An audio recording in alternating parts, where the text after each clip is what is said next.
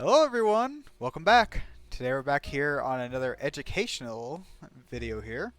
And this time, kind of like I was talking about the deep oceans, and we talked about the hydrothermal vents ecosystems, I went ahead and just made one on it, since we just talked about it.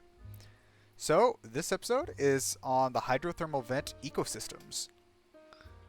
And I spent a lot of time looking up here. You can see all the information I have soon. So, let's get into it. So first, you might be thinking, okay, so what is a hydrothermal vent? And basically, I have pictures of them down here. They might not be great, but this is the ones I could find. And a hydrothermal vent is basically a fissure or a hole in the crust of the Earth, or in the seabed, and geothermally heated water, so water heated by like the magma and stuff below the crust, will heat up the water and it will shoot it or discharge it up out through a hole. And it's found near volcanically active sites. I have a map soon that will kind of show what sites I'm talking about. But just think about that, okay? Just think about they're just like holes where hot water shoot out right now. And they exist because the Earth is both geologically active and also has large amounts of water on its surface and within its crust. So, there are two types of vents that we're going to kind of think about and watch, and one of them are black smokers and one of them are white smokers. So, black smokers are here on this picture on the left, and white smokers are here on the right. And let's go ahead and get into the specifics of them. So, smokers, as I'm just going to call them, they form roughly cylindrical chimneys. So imagine just like a traffic cone or something like that. They just kind of make a traffic cone shape, but in just like a much bigger, longer fashion. They can reach heights of about 60 meters. Like that's probably the max. There is one smoker that they found. I'm pretty sure it's a black smoker, but it was called Godzilla. And it was a structure on the Pacific Ocean deep sea floor, and it's near Oregon in the Americas, North America. And it rose 40 meters before it fell over in 1996. Because they can't just continuously grow up and up and up and up without eventually falling over. So, Godzilla was a smoker in the Oregon Pacific Ocean deep sea floor. So, how they form is kind of like a stalagmite or a stalactite in like a cave. Because minerals and stuff like that will slide down and they'll collect and solidify, making them longer. But in this, the minerals that are dissolved in the vent fluid that come out of it, whenever the water... Okay, let's go back for a second, okay? So, the water, the vent fluid, has minerals in it. Well, I'll go over that a little bit later. But the water is super hot whenever it comes out of these vents. And whenever it hits the ocean water, the near freezing seawater, the minerals will come out of the water and they will form particles that will add to the stack. So they'll just like stack and stack on top of the smokers, making them longer and bigger and taller. And black smokers are the ones that are like centers of the ecosystems. They emit a cloud of black material, which is high levels of sulfur-bearing minerals, so sulfides and stuff like that. So the water can be at temperatures of around 400 degrees Celsius from black smokers, extremely hot, extremely hot. Now, white smokers, on the other hand, they emit a lighter hued material like a gray-white smoke. And these minerals that it actually shoots out are different than what black smokers shoot out. So they will shoot out stuff like barium, calcium, and silicon. They also are at much lower temperatures because they are further from the heat source. So black smokers, imagine just being right on top of like a thing of magma, okay? And white smokers are like like a mile away or something like that. So they're much cooler. So white smokers are parts of the vent ecosystems, but black smokers are the ones that are the main money makers in them. And we'll go over why, and it's mostly because of the sulfur-bearing minerals that get used by stuff. So this is a big diagram to be thinking about, and I'm going to break it down little by little. So, see right here how there is seawater falling down into the crater kind of thing, into the ground. So this is very, very cool water, and it'll get sucked down or fall down, whatever. It'll get down into the ground, and it will get close to the magma. Here is where it will start picking up all of the minerals and stuff like that. So it'll pick up iron, chlorine, hydrogen, manganese, hydrogen sulfides, silicons, helium, everything, lithium, just anything you can think about. It picks it up right there whenever it goes down and like hits around the magma area. So whenever the seawater starts heating up, it becomes evolved seawater when it heats up and gains all these minerals and metals and stuff. So it will get around the 400 degrees Celsius mark. The magma is 1200 degrees Celsius. And it will come up and it'll shoot out of these black smokers here. And the black smokers will shoot out the sulfur containing stuff, all the minerals and seawater and everything like that. And then it'll hit the cold seawater, and then it will slowly start cooling down. Now, some of the stuff you can see here, we have all the different compounds and minerals and everything that gets shoot out. And some of the stuff is going to fall straight down here, and other stuff is going to kind of come out and cool down slower and slower. So some of the stuff that we're going to see is hydrogen sulfide right here, H2S. There's iron and stuff like that, which is good for phytoplankton growth. There's yeah, those are the main ones that we're going to think about here. And there's also trace elements here and stuff like that, oxidants, and yeah, and they will slowly just deposit along the seafloor as the steam and smoke and all that dissipates. And that is where all the bacteria and stuff are going to start picking up to use them. So keep this in mind whenever we're talking about like how stuff are like picking up minerals and hydrogen sulfide. It's just floating around. And now here is a picture that I will show you where like hydrothermal vents are kind of located.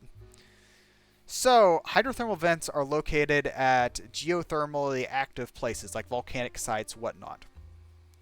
So the red dots here are hydrothermal vent fields, and those are where our ecosystems are going to show up.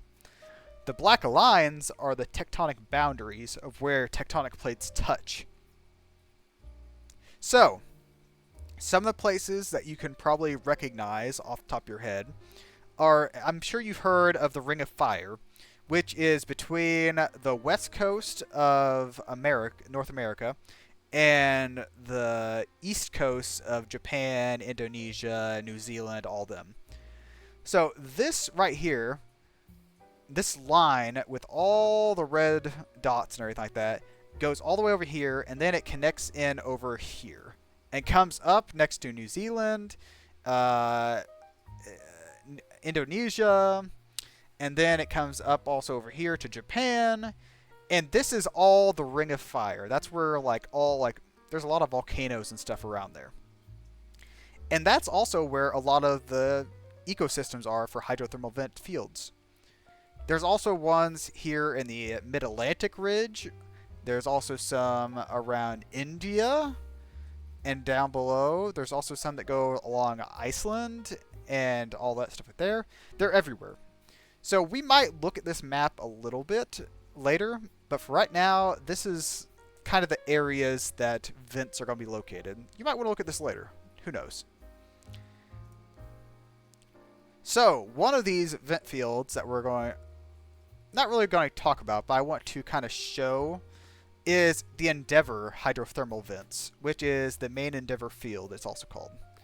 So it's a group of hydrothermal vents that's in the northeastern Pacific Ocean. And here I have a map here, and the little red dot right next to, it's kind of near Oregon, and it's also near British Columbia. But it is 260 kilometers southwest of Vancouver Island, British Columbia, Pacific Ocean, and it's Canada. It is 2,250 meters below the sea level, or if you're American like me, it's 7,380 feet below the sea level. And it is the northern Endeavour segment of the Juan de Fuca Ridge. And there are 12 endemic species, which endemic means they're not found anywhere else in the world. So there are 12 species that are just found in this field. And one of these is a species of the sea spider, which Saracossera venticola.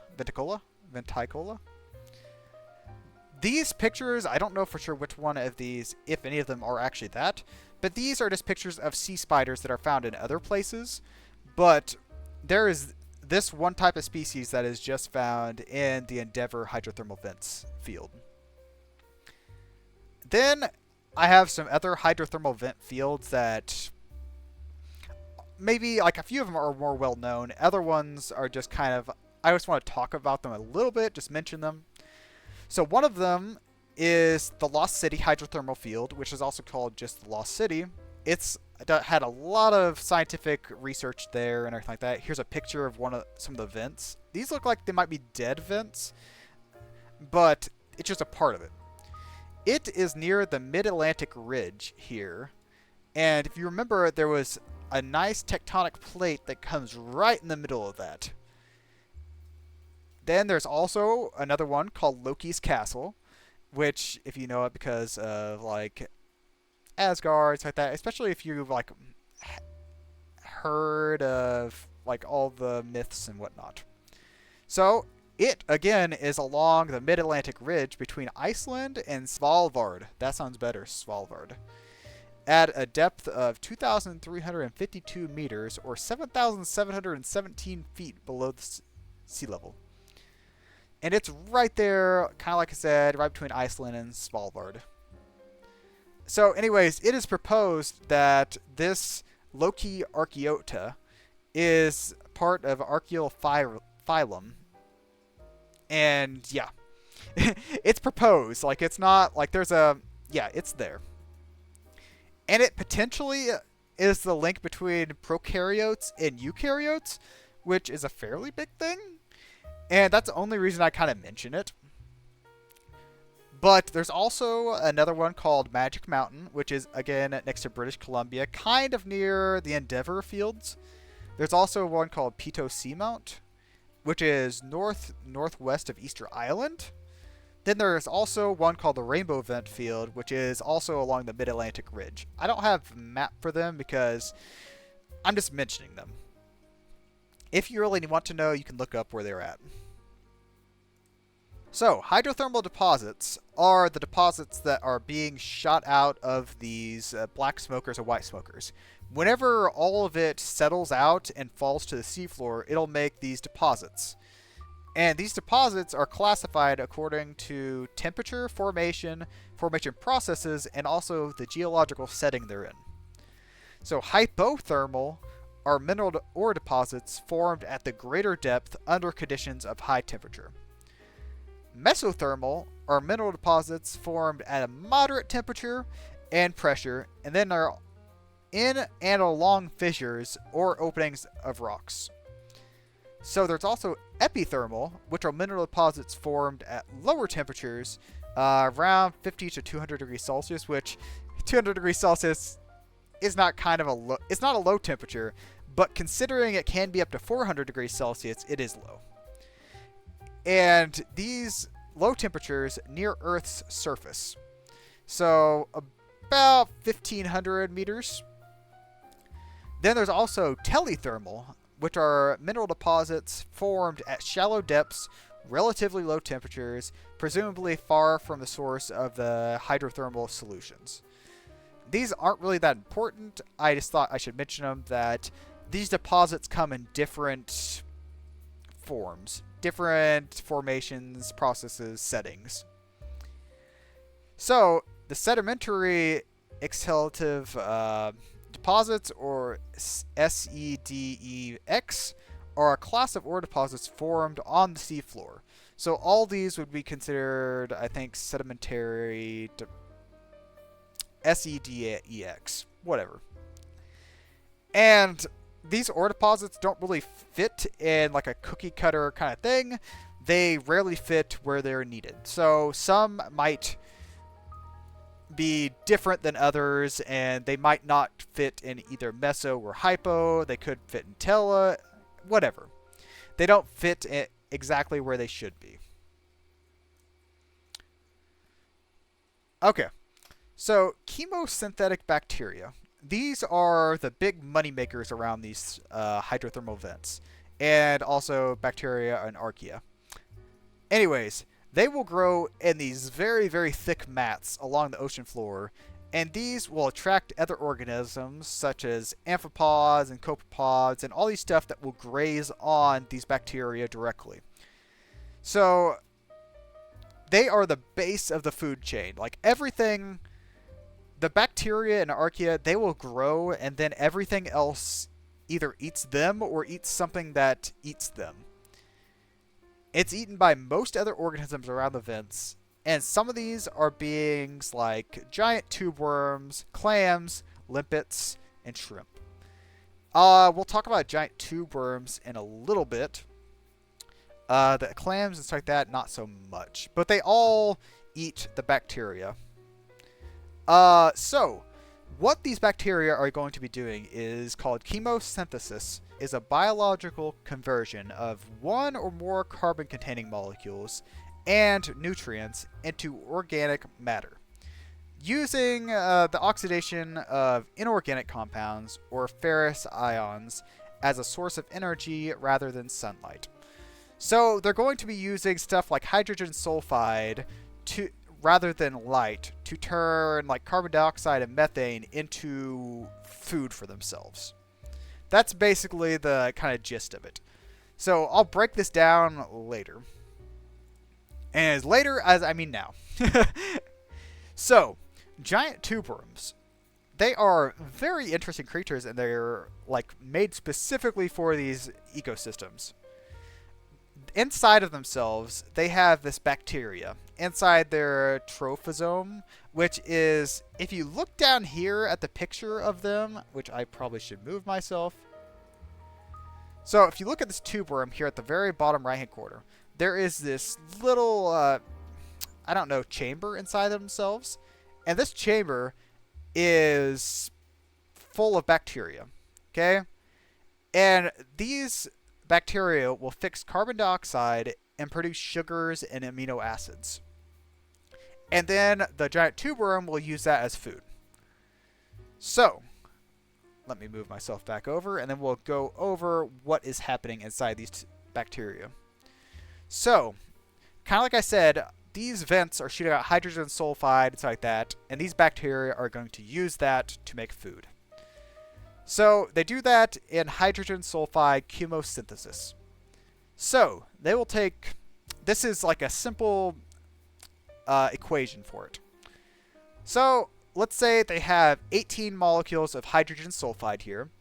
They also take in 6 molecules of CO2, and they take in 3 molecules of O2. This they will turn into carbohydrates, which they'll use as food. Then they'll also make 12 molecules of H2O, water.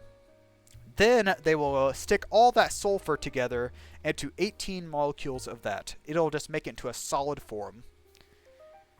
And that is what they will be doing. Like the bacteria, that's all they're doing. And they'll be making food for themselves and also for the giant tube worm.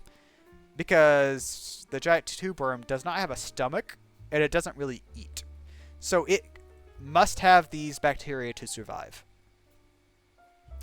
So, now that we know what the bacteria are doing, let's talk about the trophosome. The The trophosome is a highly vascularized organ found in some animals that house symbiotic bacteria that provide food for their host. And like I said, the bacteria stay inside there and just make food for themselves and for the tube worm. These bacteria are chemoautotrophic, belonging to two different clades, gamma proteobacteria and then campylobacteriota. That's giant tube worms. And then we have another one of our organisms that are here around the vents, is the Kiwa hirsuta. I hope that I said that somewhat correctly. It is also known, and I'm going to be calling it, the Yeti Crab, or the Yeti Lobster. And it's called that because, well, let's go first. It's a crustacean, okay? It can get somewhere between 15 centimeters, 5.9 inches long, and it is named for its large quantity of blonde setae covering its body, or let's just call them bristles, okay? So I have a picture of it up here, and it looks nice. It looks kind of fuzzy, but the bristles are not fuzzy. These things will live around the hydrothermal vents, and then they will stick their pincers, their hairy pincers, into the hydrothermal vents. And you think, why would they do this? Well, their hairy pincers contain the filamentous bacteria, so the bacteria live inside the bristles. And these bacteria will take in the poisonous materials and detoxify them from the hydrothermal vents. And then this bacteria will eat them, it will grow, and then this Yeti crab will then eat the bacteria as a food source. So the bacteria get a place to live inside its arms, and then the Yeti crab also gets food from the bacteria. And these crabs are also thought to be blind because their eyes lack any pigment. So just imagine being blind to sticking your arm into like a very hot vent and then just eating the stuff off your arm. It's, I don't know. That sounds kind of morbid now if I think about it. But yeah, that's the Yeti crab. They're pretty cool looking. Okay, here is another one of the organisms that are down here. And I'm going to say they are the Pompei Worm, because I can't really, Alvinella palmejana. That is its like species identification and everything. And we're just going to say it's a Pompei Worm. So, this is a deep sea it's a deep sea bristle worm, okay? I'm not going to try to get into that.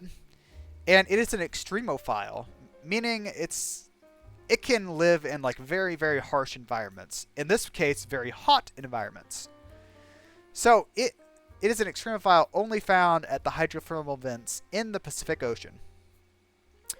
And something interesting that they do is they will stick their tail end inside of the hydrothermal vent, inside the really, really hot temperatures, which can be as high as like 80 degrees Celsius, which is 176 degrees Fahrenheit. Super hot. And above boiling point. And then they will put their tail end inside the hydrothermal vent, and then they'll put their head and gills out into the cool water. And this is thought to because since they're getting so hot on their tail end, they need to dissipate the heat with their head and gills. And the gills have a really high surface area, so they can cool off quicker. And they thrive at this temperature. Between 45 to 60 degrees Celsius. Again, it's 113 to 140 degrees Fahrenheit. And they can get as high as 105 degrees Celsius and 221 degrees Fahrenheit for very short times. But the Pompei worm is the most tolerant complex organism known to science after the tardigrade. So think of this thing in heat tolerance is like almost as hard to kill as a tardigrade, which is very, very hard to kill. So they have chemolithotropic bacteria that make a fleece-like covering on their back. You can see their back has kind of like bristles, kind of like the Yeti crab. And bacteria will live inside of these bristles. And the worm's will secrete mucus from its back, and that is what the bacteria will feed on, along with other stuff coming out of the hydrothermal vents. And then the worm will eat the bacteria. So they kind of help each other out. As in, the bacteria will get a place to live and also be able to grow, but they'll sometimes be eaten off by the worm. So it's kind of a give take. So they keep their blood they keep their blood cool for the area that they're in. So 20 to 30 degrees Celsius. And this is because their hemoglobin is more likely to gain oxygen whenever it's at this temperature. The gills of this worm have the highest specific surface area of any of the bristle worms. So their gills are huge compared to all the others. And another way that they can get oxygen quicker and easier is because they keep their blood at a very, well, I say very acidic, but it's kind of acidic. They keep their blood acidic to a pH of 6.6 to 6.9, which 7 is neutral. And why they do that and why it's important is because the lower pH your blood is, so like the more acidic, it decreases the energy required to unbind oxygen from your hemoglobin. So just think about it this way, okay? Have your blood more acidic and you can get oxygen faster. And it's easier to get oxygen. So that's pretty cool. Oh, these things. I love these things, okay? So I learned about these things. I was looking around on, I think it was Reddit, and there was something that was called Nature is Metal. I think I saw this on. And these snails are pretty metal, okay? Look at them. So this is the volcano snail, okay? And it's not that they actually live in a volcano, but they live around the hydrothermal vents, which are kind of like cooler miniature undersea volcanoes, kind of. And Chrysomalon squamiferum? I don't know. That's the species thing. I'm just going to call them volcano snails for right now. They also are called Scaly-foot gastropods and also sea pangolin. And I understand why they're called sea pangolins, because you'll see later on. But anyways, it is a deep sea hydrothermal vent snail, and it is in the Indian Ocean. It is only found there. And it's declared endangered on the IUCN Red List. And that is because... Oh, actually, sorry. It is the first species to be listed as such due to the risks of deep sea mining of its vent habitat. Since it is only found in the Indian Ocean on these hydrothermal vents, if they were to just like do something to those hydrothermal vents, this species would go extinct. There's nowhere else it lives. So, why this snail is so metal is because of its shell layers, okay? So, the shell of a regular snail will have like an outer layer and an innermost layer. This one has one extra layer on it. And this layer is the outer layer. The outer layer of this snail consists of iron sulfides. So the outer shell of this snail is iron. Can you imagine a snail just having like an iron shell? That's what this is. Then the middle layer of this is basically the same as normal snails, maybe a little bit different, is an organic perisotrachum. That's close as I can get to it. And that's kind of normal in other snails. And then the innermost layer is made of aragonite. And that's pretty normal in other sea snails. So about the only non-normal thing out of this is the iron sulfides in its outer part of the shell. And not only does it have an iron shell, it also, on its foot, or like right here, there are armor sides on it. So the iron also mineralizes on the sides of its foot. So it is like ironclad, okay? It has armor on it, and it's awesome. That is one of my favorite snails right there. It also has a gland called the osteoplagial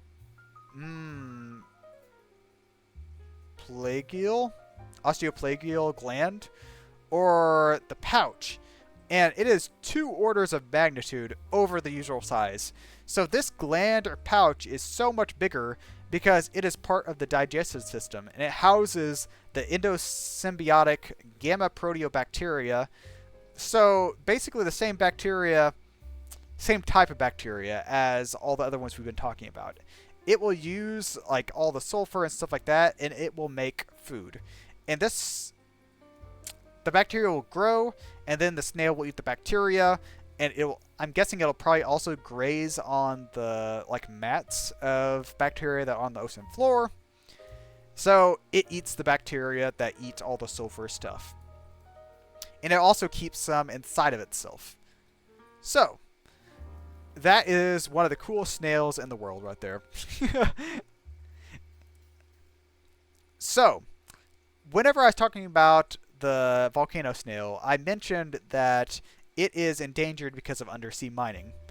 And undersea mining, the reason why they mine there undersea, which you might think, oh, why would they mine underwater? There's plenty of stuff on land that you can get, they can dig down, and it's a lot less dangerous. And you're kind of correct. I mean, we can get all the stuff there. But these black smokers and like these ore deposits on the seafloor are so much more concentrated, and they're down there. They're so much easier to get when you get down there. They are rich in rare earth metals, such as like cobalt, gold, and copper, and other stuff. And these are essential for electronic components. So the countries that are most likely to do this are countries where mineral resources are primarily derived from international imports. So places, I think, like that don't have a lot of area, like I would think probably Japan would probably be more import heavy because there's not as much area on them. But like just think of small countries with not enough area that don't have as much rare earth minerals. And these ones are the ones that would try to get into the ocean to get these. And there are 2 companies right now that are doing undersea mining. And they're called Nautilus Minerals and Neptune Minerals. And they're the closest to being able to do this. And there are some problems with undersea mining, okay? Like everything, there's always going to be a but. But anyways, some of these problems are dust plumes, collapsing or reopening of vents, methane clarets release, and then methane clarets, I can't say that correctly. But anyways, basically there's methane deposits underneath the water, and if they were to open these up, it would release it into the water. And this could possibly lead to more methane in the atmosphere and the ocean, and methane is a really high, like, greenhouse gas, like worse than CO2. So more methane is not good in the atmosphere. That's what we're getting at. It can also cause sub-oceanic landslides, noise pollution, and then also anthropogenic light. So light where there should not be light. So dark areas that should not have light, they will add light. And these organisms down here, inside the hydrothermal vents and around them, have evolved to have highly sensitive hearing organs. So the noise pollution could really interfere with them. These organisms are also in the aphotic zone, so they aren't used to light. So adding a lot more light could make it harder for them to, kind of like the anglerfish, find their mates, because they might go toward the light for the mining instead of trying to find mates. There's also sediment plumes, which can release heavy metals into the water. And heavy metals in water is just not a good thing. Like down there, it's kind of normal, but where they're going to be cleaning off and getting rid of the sediment is up near the surface of the water. And putting a lot of heavy metals into the surface of the water is not a good thing. And because it would affect organisms that are swimming through the water column, and also everything down below that. It would change the ocean chemistry and also the level of toxicity, because there's not only just like gold and stuff like that in there, there's also lead and mercury and all that other stuff in there, which we're already having mercury problems inside fish. Yeah. it'll also affect the filter feeding organisms that are just filtering all this toxic stuff into themselves and killing them. So deep sea mining is just not a good thing. And if you haven't seen the Meg 2, I'm going to like put this in here. The Meg 2 kind of deals with this because they go back down to the trench, and there is someone doing a mining operation down there, and we see suboceanic landslides, and we see noise pollution, we see aphotogenic light, we see all these things, and dust plumes and everything, and we don't see all the outcomes of this, but we see all of this, and we know it's bad, and it's, yeah. So if you see that movie, it's like that, you can see all the stuff that's going to be a problem with deep sea mining. And that is basically all the stuff that I have here for the hydrothermal vent ecosystems. They are extremely cool ecosystems, and I would talk about more species, but this video is already getting long, and I could talk forever about these because they are so cool, and they are so remote, and they have so many cool organisms in them. They live in such a way that they cannot live anywhere else. So quite literally, if these ecosystems quit existing, these species will go extinct. So that is why we need to try to protect those ecosystems. Deep sea mining should be kept at a bare minimum if they're going to. And there needs to be like scientific studies to figure out how they will affect these ecosystems. Because I do not want to see my volcano snail dying because someone wants to make better computer parts. So yeah, this was a very fun video to make. You can tell how excited I am by just talking about it.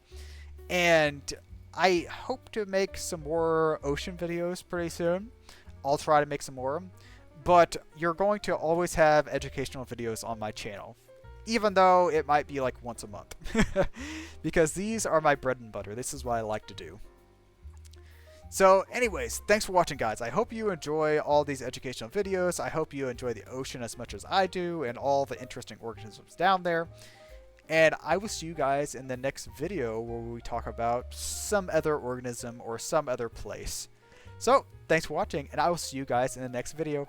Bye-bye.